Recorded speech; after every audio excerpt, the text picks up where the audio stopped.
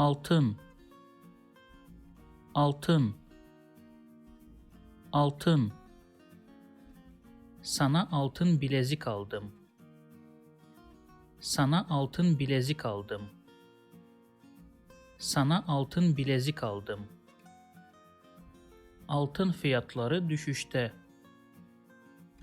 Altın fiyatları düşüşte. Altın fiyatları düşüşte. Bu yüzük altın mı? Bu yüzük altın mı? Bu yüzük altın mı? If you like this video, please subscribe to my channel below for more videos on Turkish grammar, vocabulary and pronunciation.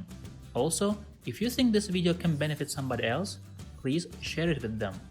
Last, if you have any comment or request, please provide your feedback in the comment section below and I'll do my best to respond as soon as possible.